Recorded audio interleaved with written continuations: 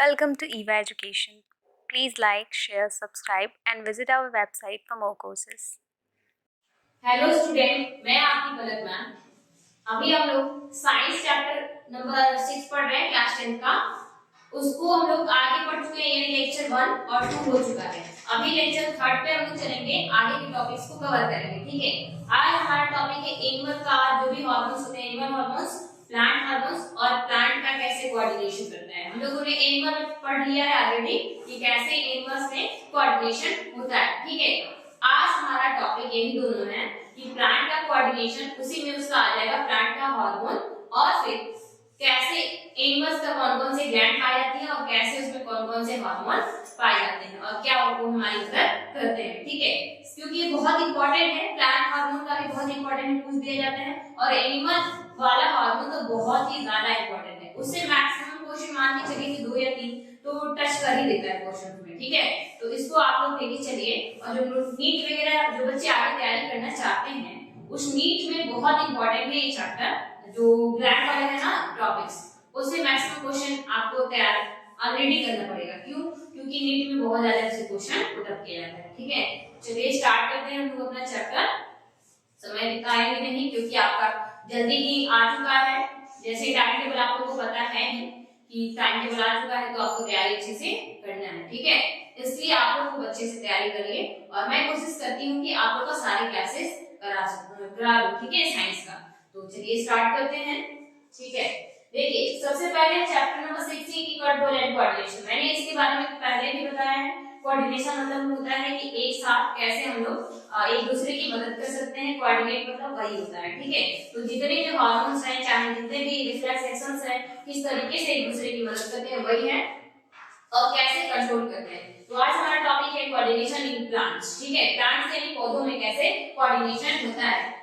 देखते हैं, all living organism react to their surrounding. जितने भी लिविंग ऑर्गेनिज्म होते हैं सब के सब लोग क्या करते हैं कि रिएक्ट करते हैं, यानी कि जितने भी चीजें हो रही होती है हमारे आसपास, जैसे अभी बहुत ज्यादा ठंडी है तो ठंडी पड़ रही है, तो उसके अकॉर्डिंग हम लोग अपना काम कर रहे हैं ना, कि हम लोग मतलब खुद को सेव भी कर रहे हैं, यानी बचा के रख रहे हैं कि एटलीस्ट ठंडी तो नहीं लगे हम लोगों को। और आज के समय में तो बहुत ठंडी पड़ रही है, 2-3 दिनों से बहुत ज्यादा ठंडी पड़ रही है, तो इसलिए हम लोग उसका सराउंडिंग यानी जो हमारे आसपास चीजें हो रही है हम लोग उसके अकॉर्डिंग काम करते हैं। ठीक है, उसी तरीके से प्लांट भी क्या करते हैं कि उसके अकॉर्डिंग ही काम करते हैं, जैसा नेचर प्रोवाइड करता है, जैसा भी टेम्परेचर हो चाहे कुछ भी हो, तो उसी के अकॉर्डिंग हम लोग को पढ़ना है कि कैसे कोई भी रिस्पांस करते हैं। तो हम लोग जानते हैं कि जितने भी लिविंग ऑर्गेनिज्म, जितने भी जीवित प्राणी हैं, सब के सब लोग क्या करते हैं, रिएक्ट करते हैं। कोई ऐसा नहीं है जो रिएक्ट नहीं करता है। मैं हमेशा से कहती आ रही एग्जांपल में कि जो मच्छर होते हैं काटते हैं तो हम लोग रिएक्ट करके उसको भगा देते हैं। ठीक है, या फिर बहुत सारी चीजें हैं जो डे बाय डे हम लोग की लाइफ में होता है, तो उसको भी हम लोग रिएक्शन जरूर करते हैं। रिएक्शन नहीं करें तो फिर हम लोग लिविंग ऑर्गेनिज्म कैसे कहलाएंगे, यानी हमारे पास सेंस ऑर्गन है ना, हम लोग मेटाबॉलिज्म यानी हमें सोचने समझने की शक्ति है और हम लोग जानते हैं कि हमें क्या करना है। ठीक है, अब तो जैसे मान लीजिए जो नॉन लिविंग थिंग्स हैं, जैसे मान लीजिए मार्कर है, और मार्कर को मैं मारू तोड़ू या फिर कुछ भी करूं, या मच्छर आके इस पे बैठ जाए, वो रिएक्शन नहीं करेगा। लेकिन मेरे ऊपर यदि कोई मच्छर आके बैठ रहा है, चाहे कुछ भी हो रहा है, तो मैं उसके अगेंस्ट क्या करूंगी, अपना एक्शन लगाऊंगी। ठीक है, हमेशा कोई भी एक्शन हो उसके अगेंस्ट एक रिएक्शन होता है, हमेशा होता है। जैसे फिजिक्स में भी है कि एक न्यूटन लॉ पढ़ने पे आप लोग पता लगा लेंगे कि कौन सा लॉज है। ठीक है, Newton first law, second law, third law, ये तीनों लॉ बहुत इंपॉर्टेंट भी है। ठीक है, आपके एग्जाम में देखिए, chemicals released by cell help plants respond to stimuli as well। जो केमिकल्स प्रोड्यूस होते हैं प्लांट्स के द्वारा, ठीक है, जो केमिकल्स प्रोड्यूस होते हैं यानी कि रिलीज होते हैं बाय सेल्स, किसके द्वारा, सेल्स के द्वारा, जो कि स्ट्रक्चर और फंक्शनल यूनिट ऑफ लाइफ है। सेल क्या होता है, सेल मैं यहां लिख देती हूं, सेल। ठीक है, structural and functional, structural and functional unit of life. ठीक है, यूनिट ऑफ लाइफ, सेल का ये हो गया structure and functional unit of life. Tissue का भी देख लीजिए, अभी आपका टिश्यू आएगा। ठीक है, टिश्यू का भी की ग्रुप ऑफ सेल्स, क्या होता है, ग्रुप ऑफ सेल्स।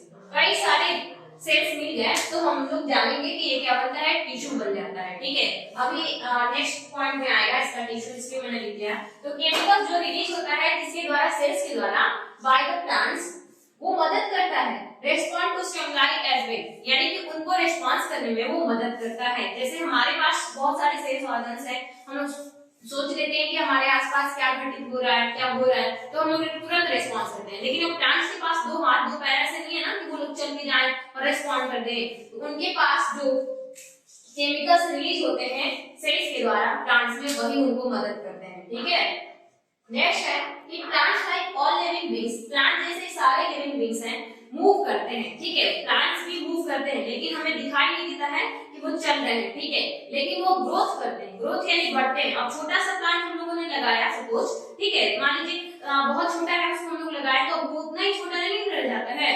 उसको जैसे ही आप मिनरल और वाटर प्रोवाइड करेंगे और सनलाइट मिलेगा, वो अपना खुद ब खुद ग्रोथ कर लेता है। तो उसी तरीके से हम कहते हैं कि प्लांट्स में ग्रोथ हो रहा है। अब हम लोगों को दिखता है कि हम लोग चल रहे हैं, चाहे कुछ भी कर रहे हैं, तो हम लोग मूवमेंट कर रहे हैं, लेकिन प्लांट्स का कैसे पता चलेगा? इसके लिए तो आपको प्लांट, एक छोटा सा प्लांट लगाना होगा। प्लांट वैसे डे बाय डे आप लोग देखते होंगे घर के आसपास की, जो प्लांट बहुत छोटा है वो काफी दिनों बाद में बड़ा हो जाता है। ठीक है, plants have two type of movement, plants में दो टाइप का मूवमेंट होता है। नंबर फर्स्ट कि वो डिपेंड करता है ग्रोथ पे, ठीक है, and the other is not, और दूसरा उसकी ग्रोथ पे डिपेंड नहीं करता है, वो किस तरीके से करता है, इसे ही हम लोग को इसमें पढ़ना है और कैसे कोऑर्डिनेट करते हैं। ठीक है, ऐसा plants also use electrical and chemical mechanism, plants भी इलेक्ट्रिकल और मैकेनिकल, देखिए हम लोग ने पढ़ा है कि इलेक्ट्रिकल हम लोगों में होता है, लेकिन यहाँ तक कि प्लांट में भी इलेक्ट्रिकल और केमिकल मैकेनिज्म होता है, ताकि इंफॉर्मेशन को एक पार्ट से दूसरे पार्ट में लेके जाया जा सकता है। जैसे अब हम लोग में पूरे पार्ट्स बटे हुए हैं, हैंड है, लेग है, हाथ पैर सब कुछ बटा हुआ है, तो उसी तरीके से प्लांट में भी तो बहुत सारे पार्ट्स होते हैं, उसके ब्रांचेस होते हैं, उसके लीव्स होते हैं, स्टेम होता है, तो उसी तरीके से सारे पार्ट में उसको पहुंचाने के लिए जितना भी इंफॉर्मेशन होता है, चाहे इलेक्ट्रिकल हो चाहे मैकेनिकल, वो सब के सब मूव करता है। ठीक है, from the cell to cell, यानी उनमें भी तो सेल है उसके वजह से, but there is no dedicated tissue. मैंने टिश्यू अभी बताया था कि आएगा नेक्स्ट टॉपिक में यानी नेक्स्ट पॉइंट में। तो टिश्यू यानी ग्रुप ऑफ कई सारे सेल्स मिलके ही ग्रुप, उसी को हम कहते हैं टिश्यू। ठीक है, for information transmission in plants, और हम लोग ये भी कह सकते हैं कि एक एग्जैक्टली टिश्यू है जो कि ट्रांसफर करता है इंफॉर्मेशन को, लेकिन उनमें क्या होता है कि सेल से सेल में ही हर एक चीजों को मूव कर जाता है। ठीक है, जैसे उनमें प्लांट्स में स्टोमेटा पाया जाता है, स्टोमेटा क्या करता है कि एक्सचेंज करता है गैसों को यानी कि आदान प्रदान करता है। ठीक है, ये बहुत छोटा सिंपल क्वेश्चन है कि स्टोमेटा क्या करता है और वो होता क्या है। तो वो डॉर्सल जो उसका ना पोस्टीरियर पार्ट होता है ना लीव्स का, पत्तों का, उसी में पाया जाता है। ठीक है, और बहुत छोटे छोटे ऐसे शेप में होते हैं। ठीक है, दिखा देते हैं, इस शेप में होता है, ये माइक्रोस्कोप से देखने के बाद पता चलता है। ठीक, ये है आपका स्टोमेटा, और ये क्या करता है, पोस्टीरियर पार्ट में पाया जाता है। ठीक है, जैसे हम पत्ते को ना ऐसे पीछे साइड से देखेंगे तो दिखेगा ये, लेकिन माइक्रोस्कोप से ऐसे आपको नेक्ड आई से नहीं दिखेगा आपको। ये स्टोमेटा क्या करता है, अब वो गैसों का एक्सचेंज करेगा। तो उनमें जैसे हम लोगों में अब हमारे पास बहुत सारे पार्ट्स बनाए गए हैं, बहुत सारे ऑर्गन हैं जिससे कि गैसों का एक्सचेंज होना, चाहे जो एक्सक्रीशन के लिए अलग अलग पार्ट्स बने गए, उसी तरीके से प्लांट में भी बहुत सारे पार्ट्स बनाए गए हैं। ठीक है, लेकिन हाँ उनका मूवमेंट नहीं होता है, वो एक जगह स्थिर होकर ही सारे काम करते हैं। इन plants slowly respond to stimuli, plants लेकिन बहुत धीरे धीरे क्या करता है, रिस्पॉन्ड करता है, लेकिन हम लोग क्या करते हैं क्विक एकदम ऑन द स्पॉट तुरंत ही करते हैं, लेकिन प्लांट क्या करता है, बहुत ही स्लोली रिस्पॉन्ड करता है bye growing in specific direction. वो क्या करता है कि स्पेसिफिक डायरेक्शन में ग्रो करता है, ग्रो यानी कि वो बढ़ते जाता है, धीरे धीरे बढ़ते जाता है। जैसे आप लोग सुने होंगे कि जो सनफ्लावर प्लांट होता है, जो सनफ्लावर यानी सूरजमुखी की जो प्लांट्स होते हैं, वो धीरे धीरे सुबह टाइम में जिधर रहेंगे तो जैसे जैसे जैसे मूव करता है सन, ठीक है, उधर ही साइड में वो मूव करने शुरू हो जाता है। ठीक है, उसी के साइड में मूव करना स्टार्ट कर देता है। तो जैसे जैसे वो रिस्पॉन्ड करते हैं उनके अकॉर्डिंग अलग अलग होता है, लेकिन बहुत ही धीरे स्लोली होता है बिल्कुल। अब हमारी तरीके से एकदम तेजी से नहीं होता है, बहुत आराम आराम से होता है हमें। ठीक है, bye growing in a specific direction, एक स्पेसिफिक डायरेक्शन में वो ग्रो करते हैं। Because of the directional growth, जो डायरेक्शनल ग्रोथ होता है डायरेक्शन के वाइज, यानी कि चाहे लाइट हो चाहे ग्रेविटी हो, ग्रेविटी के अकॉर्डिंग आप लोगों ने उसका सुना होगा चमेली, ठीक है, जैस्मिन जिसको बोलते हैं, वो क्या करता है ना, मिट्टी जो होती है अब वो पूरा फैल जाता है। ठीक है, उसको जियोट्रॉपिज्म पढ़ते हैं, अभी हम लोग पढ़ेंगे कि कौन कौन से होते हैं मूवमेंट आगे, ठीक है। लेकिन इससे पहले ही मैं आपको समझा दें कि वो डायरेक्शनल ग्रोथ करते हैं। In the plants look to be moving, और ऐसा हम लोग को लगता है कि प्लांट्स मूव कर रहे हैं। मैंने जैसे सूरजमुखी का एग्जांपल लिया, जैस्मिन का एग्जांपल लिया, तो ये दोनों के दोनों क्या है, बिल्कुल एकदम डायरेक्शनल मूवमेंट करते हैं। ये रहा आपका प्लांट में किस तरीके से मूवमेंट करते हैं, चाहे कैसे ये रेस्पॉन्ड करते हैं। प्लांट बहुत ही स्लोली रेस्पॉन्ड करते हैं, ठीक है। अभी आप लोग इसको नोट भी कर सकते हैं चाहे तो, जो जो पॉइंट्स इसमें आप लोगों को इंपॉर्टेंट लग रहे हैं, बाकी और आगे हम लोग देखते हैं, ठीक है।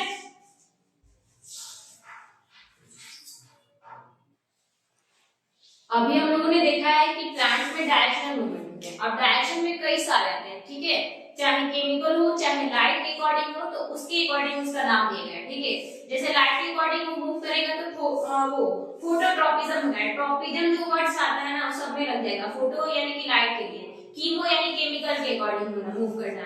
उसी तरीके से अलग अलग डिफरेंट टाइप के उसके नेम्स दे दिए गए हैं कि जिसके अकॉर्डिंग वो मूव करता है। फोटो मींस होता है कि लाइट, जैसे फोटोसिंथेसिस आपको पढ़ते हैं ना, तो फोटो मींस लाइट के प्रेजेंस में जो सिंथेसिस यानी ब्रेकडाउन होता है, ठीक है, भोजन बनाया जाता है, उसे ही हम लोग बोलते हैं फोटो सिंथेसिस। चलिए देखते हैं डायरेक्शनल मूवमेंट।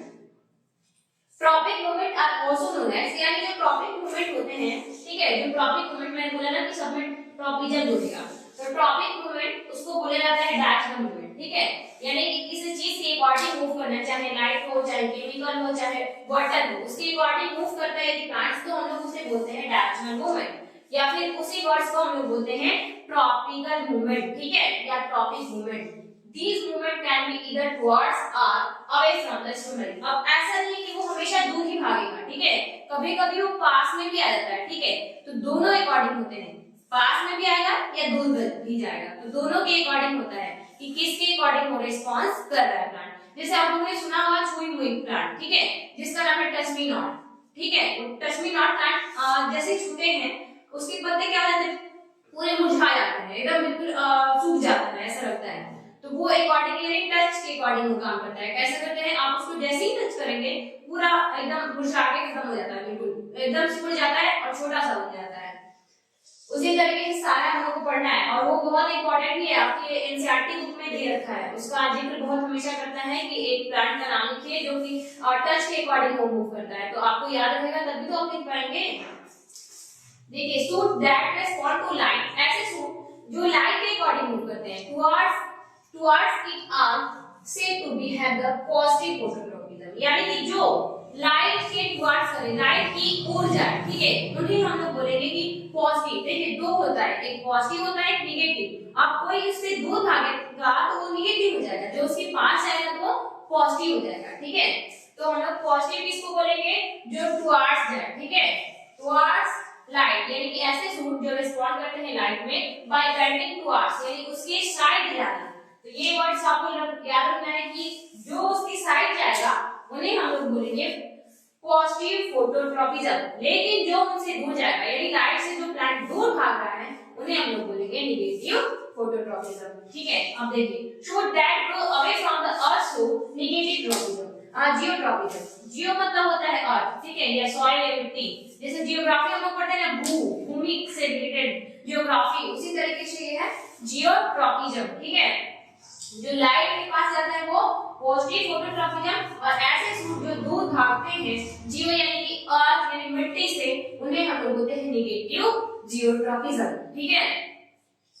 नंबर सेकंड है कि नेगेटिव ट्रॉपिज्म अगर वे roots bend away from light. मैंने जस्ट अभी बताया है कि ऐसे सूट या ऐसे पार्ट्स, ठीक है, जो कि रूट से दूर भागते हैं, अवे होते हैं, अवे मतलब होता है दूर होना, ठीक है, फ्रॉम लाइट, उसे हम लोग बोलेंगे नेगेटिव। तो पॉजिटिव और नेगेटिव दोनों हो गया, तो दोनों के अकॉर्डिंग आपको याद रखना है, जो पॉजिटिव फोटोट्रॉपिज्म वो होगा जो उसके पास आता है, टुवर्ड्स आता है, टुवर्ड्स और अवे से आपको याद रखना पड़ेगा, ठीक है। टुवर्ड्स यानी उसकी साइड है, अवे यानी उससे दूर भाग, ठीक। They demonstrate positive geotropism as they go towards the ground, और जो लाइट से दूर भागते हैं वो जमीन से क्या करेंगे, एकदम बिल्कुल पास में जाते जाएंगे जमीन के पास, और जो लाइट की साइड जाते हैं वो जमीन से दूर होते जाते हैं, धीरे धीरे धीरे धीरे वो हटते जाते हैं, और जो लाइट से एकदम दूर भाग रहे हैं वो जमीन के पास आ जाएंगे। तो देखिए, एक के लिए क्या हो रहा है फायदा, तो एक के लिए घाटा हो रहा है। हमेशा दो कंडीशंस हमेशा अप्लाई होते हैं, कोई भी कंडीशन हो जाए जिंदगी में, तो वो एक पॉजिटिव होता है, एक निगेटिव भी होता है, ठीक है। तो ग्राउंड के ये क्या आ जाएगा, पास आ जाएगा, ठीक है। जब टुवर्ड्स ग्राउंड हो रहा है तो अवे हो जा रहा है लाइट से, जब दूर हो जा रहा है तो पास में आ जा रहा है फोटोट्रॉपिज्म का। ये आपको वर्ड्स याद रखना है, ठीक है, कि पॉजिटिव और नेगेटिव ग्राउंड्स ये दोनों एक ही में है, दोनों एक जैसे हैं, लेकिन बस रिवर्स हो गया है, रिवर्स कंडीशन हो गया अवे और टुवर्ड्स से। नेक्स्ट है हाइड्रोट्रॉपिज्म। हाइड्रो मतलब होता है वाटर, हाइड्रो मतलब होता है वाटर, ठीक है, और इसका जियो का मतलब होता है सॉइल, ठीक है, सॉइल या फिर ग्राउंड बोल सकते हैं, ठीक है। और फोटो मींस होता है आपका लाइट, फोटो मींस होता है क्या, लाइट, ठीक है। मैंने क्या लिख दिया है, LIGHT लाइट होता है, ठीक है। देखिए hydrotropism is a type of growth. Hydrotropism वो टाइप है ग्रोथ का respond in which the direction of growth is directed by water, यानी कि यदि वो पानी के पास जा रहा है, ठीक है, यानी पानी में ही होना चाह रहा है, तो टुवर्ड्स हो रहा है ना, बिल्कुल एकदम उसकी साइड जा रहा है, दूर भागता है, तब तो हम लोग कहते हैं कि वो निगेटिव हो गया, निगेटिव वाला आ गया। लेकिन ये क्या कर रहा है, बिल्कुल पास में जा रहा है, तो हाइड्रोट्रॉपिज्म वो टाइप है ग्रोथ का जो कि पानी की वजह से ग्रोथ करता है, ठीक है, पानी की साइड होगा तब तो वो पॉजिटिव हो गया, पानी से दूर गया तब तो वो निगेटिव हो गया। नेक्स्ट है आपका कीमोट्रॉपिज्म। ये सब पूछा जाता है कि कौन कौन से ट्रॉपिज्म होते हैं, ठीक है। तो कीमो मतलब होता है, कीमो मतलब केमिकल, ठीक है, कीमो वर्ड का मतलब होता है, ये इसका मतलब ही होता है कि केमिकल, ठीक है, केमिकल, केमिकल। ये क्या होता है, chemotropism is a plant parts growing movement in response to chemical input. जब भी केमिकल कोई उसमें डाला जा रहा है, यदि उसके साइड जा रहा है तब तो कीमोट्रॉपिज्म पॉजिटिव हो गया, यदि वो दूर जा रहा है तब क्या हो जाएगा, वो अवे हो जाएगा ना, तो निगेटिव हो जाएगा, ठीक है। ये अभी आपका 3-4 है, बाकी और भी पढ़ना है, इसको आप नोट भी कर सकते हैं, ठीक है। अभी हम लोग जस्ट पढ़े हैं फोटोट्रॉपिज्म, हाइड्रोट्रॉपिज्म और कीमोट्रॉपिज्म, उसके साथ साथ है थिग्मोट्रॉपिज्म। मैंने जस्ट एग्जांपल लिया था टस्मिडॉट प्लांट का, उसी का है जस्ट थिग्मोट्रॉपिज्म, ठीक है, यानी कि टच की वजह से रिस्पांस करना, स्टिमुलाई करना, ठीक है। देखते हैं thigmotropism refers to movement. Thigmotropism वो मूवमेंट होता है जो कि किसकी वजह से होता है, टच की वजह से होता है, ठीक है, टच की वजह से होता है। थिग्मोट्रॉपिज्म किसकी वजह से, टच की वजह से। They demonstrate positive thigmotropism when movement is towards us। जब उन्हें टच की वजह से कोई फायदा हो रहा है या फिर वो जा रहा है टच के अकॉर्डिंग, ठीक है, तब हम लोग उनको बोलेंगे कि ये पॉजिटिव थिग्मोट्रॉपिज्म हो रहा है। लेकिन जब वो क्या होते हैं कि when movement is away from touch, वो क्या हो जाएगा, नेगेटिव थिग्मोट्रॉपिज्म, ठीक है। जैसे ही वो दूर जाएंगे, सब में यही आपका रिस्पांस रहा है कि पॉजिटिव नेगेटिव हम लोग कब बोल देंगे, जब टुवर्ड्स हो, वो काम उसके साथ हो, ठीक है, उन्हें उसके अकॉर्डिंग जाना पड़े, तब तो वो आपका हो जाता है सारा पॉजिटिव। लेकिन वो उनसे दूर जाते हैं तब वो क्या हो जाता है, नेगेटिव, और उसके टुवर्ड्स जाता है तो पॉजिटिव हो जाता है, ठीक है। आपको यही देखना था कि क्या क्या रिस्पांस होते हैं, किसमें प्लांट्स जो होते हैं किसके अकॉर्डिंग काम करते हैं। मैंने नंबर फर्स्ट बताया था फोटोट्रॉपिज्म, ठीक है, यानी लाइट के अकॉर्डिंग। फिर मैंने बताया कि हाइड्रोट्रॉपिज्म वाटर के अकॉर्डिंग, और जियोट्रॉपिज्म भी बता दिया कि नेगेटिव और पॉजिटिव भी मैंने दोनों बता दिया, ठीक। तो ये दोनों जियोट्रॉपिज्म भी हो गया, हाइड्रोट्रॉपिज्म भी हो गया, ठीक है, फोटोट्रॉपिज्म भी हो गया। उसके साथ कीमो मैंने बताया, कीमो यानी कि केमिकल। फिर नेक्स्ट मैंने बता दिया थिग्मोट्रॉपिज्म। थिग्मो यानी टच के अकॉर्डिंग होना, ठीक है, चाहे टुवर्ड्स हो चाहे अवे हो। नेक्स्ट है पॉइंट्स इसमें डायरेक्शन मूवमेंट में कि pollen tubes grow towards ovules. Pollen tubes में किसके साइड जाते हैं, जो पोलन ट्यूब होता है ना, पोलन की वजह से ही फ्लावर बनते हैं, और फ्लावर की जो बनता है फ्रूट में कन्वर्ट हो जाता है, ठीक है। जो फ्लावर्स होते हैं जब उसमें पोलन ग्रेन्स जाके गिरता है, पोलन ग्रेन्स मीट करता है, जो उसमें ओव्यूल्स होते हैं, न्यूक्लियस होता है, उसी न्यूक्लियस की वजह से मीट करने की वजह से फ्लावर क्या हो जाता है, फ्रूट के रूप में बन जाता है, और ओव्यूल सीड बन जाता है, और ओवरी क्या बनता है, पूरा पूरा फ्रूट बन जाता है। तो कभी कभी पूछा जाता है, देखिए ओव्यूल क्या बनाता है, सीड बनाते हैं, ठीक है, लेकिन ओवरी क्या बनाता है, ओवरी आफ्टर क्या बनाता है, फ्रूट्स बनाता है, ठीक है, फ्रूट बनाता है, ठीक है। ये चीज को आप लोगों को ख्याल रखना है, बीच बीच में मैं बताते जाती हूँ कुछ कुछ चीजें। नेक्स्ट है hormones are chemical molecules. Hormones क्या होते हैं, तो हार्मोन्स केमिकल मॉलिक्यूल्स होते हैं जो सीक्रेट होते हैं, बॉडी में ही प्रेजेंट होते हैं। लेकिन आज के समय में तो सब कुछ पॉसिबल हो गया है कि टेक्नोलॉजी आ गई है। टेक्नोलॉजी की वजह से आर्टिफिशियल भी बनाए जा रहे हैं, ठीक है, हार्मोन जो हो रहे हैं आर्टिफिशियल भी तैयार किए जा रहे हैं लेबोरेटरी में, ठीक है, चाहे वो प्लांट्स के लिए हो चाहे एनिमल्स के लिए भी हो, तो ये पॉसिबल है, ठीक है, हार्मोन पॉसिबल है इसी तरीके से, लेकिन लेबोरेटरी में होता है, ठीक है, घर पे हम लोग नहीं कर सकते हैं। देखिए हार्मोन्स क्या होते हैं, केमिकल मॉलिक्यूल्स होते हैं जो सीक्रेट होते हैं सेल्स के द्वारा, ठीक है, सेल्स जो कि activated that have been activated, वो हमेशा एक्टिव रहते हैं, ठीक है, हमेशा काम करने के लिए बिल्कुल एक्टिव रहते हैं। जैसे कभी-कभी आपका मन नहीं होता है कि हम पढ़ाई कर ले, तो आपके हार्मोन क्या है, अभी पूरे मतलब काम करने वाले मूड में नहीं है, लेकिन जैसे ही आप एक्टिव होते हैं तो आप पढ़ने के मूड में आ जाते हैं।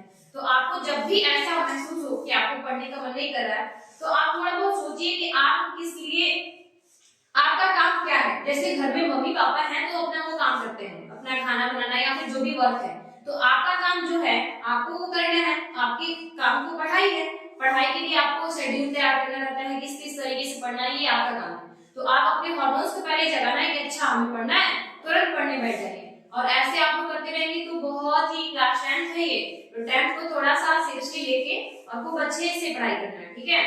तो हार्मोन्स को अपने जगह पे और पढ़ाई में लगाना है, ठीक। नेक्स्ट है hormone circulated throughout the cells, hormone बिल्कुल सेल्स की वजह से ही पूरे क्या होते रहते हैं, सर्कुलेट होते रहते हैं, ठीक है। They are synthesized for from the points, वो सिंथेसाइज यानी कि निकलना उनका बनना, वो for from the points of action and they diffuse to the point of action, वो देखिए सिंथेसाइज होते हैं और वहां जाते हैं जहां पे उसे कार्य करना होता है, ठीक है। डिफरेंट प्लांट्स हार्मोन यानी अलग अलग प्लांट्स के वैसा नहीं कि एक ही हार्मोन है, जैसे एनिमल्स में बहुत सारे हार्मोन है, अभी अगला जो लेक्चर पढ़ेंगे हम लोग उसमें एनिमल का ही हार्मोन पढ़ना है, ठीक है। तो इसमें भी है कि डिफरेंट जो होते हैं प्लांट के हार्मोन, डिफरेंट टाइप के होते हैं प्लांट के हार्मोन भी, वो ऐड यानी जोड़ देते हैं in the coordination of growth development and environment reaction, यानी उनकी ग्रोथ में मदद करता है, डेवलपमेंट में और एनवायरमेंटल रिएक्शंस, क्या क्या एनवायरमेंट कैसा कंडीशन कर रहा है उसके अकॉर्डिंग वो काम करते हैं, ठीक है। हार्मोन नहीं रहेगा तो प्लांट में जो फ्रूट्स बनते हैं, जो उनका ग्रोथ होता है वो रुक जाएगा। जैसे हम लोग कभी-कभी देखते हैं कि जो एनिमल्स भी होते हैं उनमें यदि हार्मोन नहीं पाया जाता तो उनका ग्रोथ भी रुक जाता है, ठीक है, वो थोड़े जो उनका हाइट होना चाहिए वो शॉर्ट रहता है कभी-कभी, तो वो हार्मोन की वजह से ही होता है, ठीक है। वैसे ही प्लांट में भी ग्रोथ डेवलपमेंट और एनवायरमेंटल रिएक्शन में मदद करता है। कुछ मैंने यहाँ पे लिख रखा है कि ऑक्सीन्स, जिबरलिन्स और साइटोकिनिन और एब्सिसिक एसिड, ठीक है, ये सब कुछ हार्मोन है जो प्लांट क्या करता है, सिक्रीट करता है। हमें ऑक्सीन, जिबरलिन और एब्सिसिक एसिड पढ़ना है अभी, ठीक है। अभी हम लोग तुरंत पढ़ेंगे, इसको आप लोग नोट भी कर सकते हैं, कुछ कुछ जो पॉइंट्स हैं।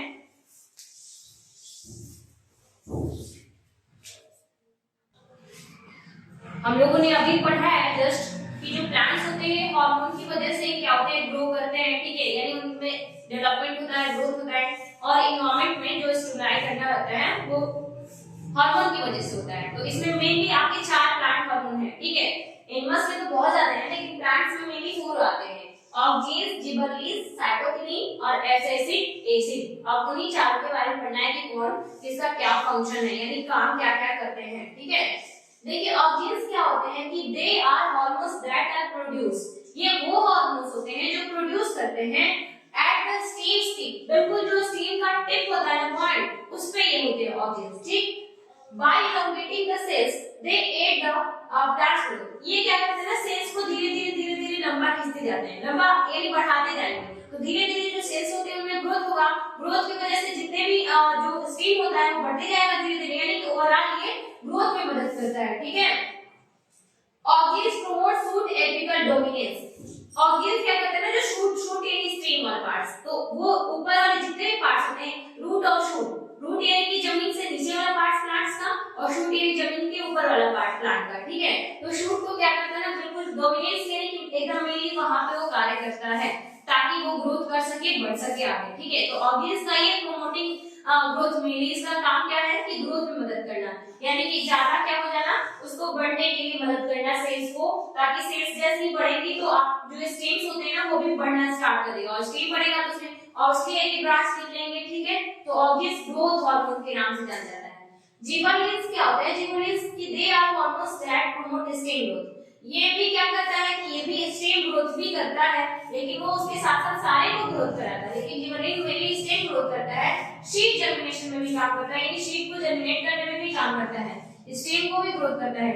बॉल्टिंग यानी कि वहां से जो भाग जाता है, यानी निकल रहा, जो पत्तियां वगैरह निकल रही होती हैं उसको पूरा अच्छे तरीके से निकालना।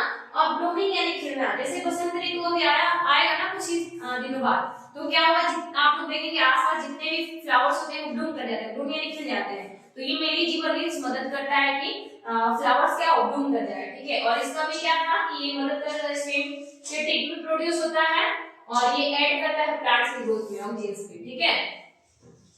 नंबर थर्ड है साइटोकिनिन, यानी कि they are hormones that are found in region where cells, ये वो जगह है, यानी कि वो हार्मोन्स होते हैं जो पाए जाते हैं उन रीजन में वेयर सेल्स डिवाइड क्विकली, जहां पे सेल्स बहुत तेजी से डिवाइड होते हैं।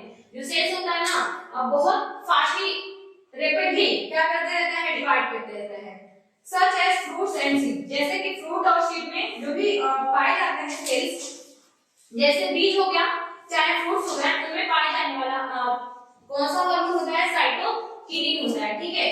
They also encourage the stomata to open, ये मदद करते हैं स्टोमेटा को ओपन करने के लिए, यानी कि खोलने में मदद करते हैं। जैसे ही खुलता है, जो पानी होता है उनमें क्या चला जाता है, ट्रांसलेशन का रेट को बहुत अच्छे तरीके से स्टोमेटा ही यानी ओपन और क्लोज होते रहता है, तभी ट्रांसलेशन हो पाता है, ठीक है। और गैसोफाइट्स नहीं हो पाता है। स्टोमेटा क्या होता है, देखिए stomata tiny pores are, stomata क्या होता है, स्टोमेटा देखिए टीनी पोर्स and leaves, पत्तियों में बहुत छोटे छोटे जो पोर्स होते हैं वही होता है स्टोमेटा। दे एक्सचेंज गैसेस, ये क्या करते हैं, गैसेस को एक्सचेंज करता है, ठीक है। कार्बन डाइऑक्साइड और फिर ऑक्सीजन को, जब भी जैसे इनमें फोटोसिंथेसिस होता है तो ऑक्सीजन दे देते हैं और कार्बन डाइऑक्साइड को ले लेते हैं फोटोसिंथेसिस होने के लिए, ठीक है। तो इनका काम यही है स्टोमेटा का, खुलना और बंद होना, और इतना इंपॉर्टेंट काम है कि गैसों का एक्सचेंज करना, इसलिए ये साइटोकिनिन इसके लिए प्लांट्स के लिए बहुत ज्यादा इंपॉर्टेंट हार्मोन है, ठीक है। नंबर 4 है last abscisic acid, it is a hormone that slow growth in many region, ये स्लो करता है यानी थोड़ा धीरे धीरे धीरे कराएगा, लेकिन इस देखिए कोई भी चीज होती है उसकी नेगेटिव पॉजिटिव दोनों चीजें होती है, तो ये नहीं रहता तो जो स्टोमेटा क्लोज हो जाता है वो होता ही नहीं, जब होता ही नहीं तो फिर गैस का एक्सचेंज हो नहीं पाता, इसलिए एब्सिसिक एसिड भी बहुत ज्यादा इंपॉर्टेंट हार्मोन है। It is also in charge of closing the stomata, मैंने जस्ट बताया ना, ये क्लोजिंग करने के लिए मेनली यही काम करता है, चार्ज होता है, ठीक है। इट्स इफेक्ट इंक्लूड लीफ विथेरिंग यानी कि मुरझाना, ठीक है, पत्तियों को मुरझाना। अब कोई प्लांट है तो उसमें मुरझा के और वो जो गिरता है ना, यानी मैंने आप लोगों को पढ़ाया था एक्सक्रीशन में कि प्लांट का एक्सक्रीशन होता है, तो पत्तियां या तो पीली हो जाती हैं या तो सूख जाती हैं तो गिर जाता है। अब हम लोगों के पास सारे चीजों के लिए बनाया गया है सिस्टम है, एक्सक्रीटरी के लिए, डाइजेशन के लिए, लेकिन प्लांट्स में ऐसा कुछ नहीं है। वो क्या करते हैं, अपने पत्तों को सुखाते हैं या फिर येलो करके गिरा देते हैं, या उनमें गम्स पाए जाते हैं। आप लोग देखे होंगे कि जो पेड़ पौधे होते हैं उनमें थोड़ा बहुत चिपचिपा पदार्थ मिलता है, वही होता है उनका गम्स, ठीक है। ये पूरा आपका टॉपिक मैंने खत्म कर दिया है, प्लांट का कोऑर्डिनेशन। आपको अच्छा लगा वीडियो तो लाइक करिए, शेयर करिए, ठीक है। मिलते हैं नेक्स्ट क्लास में।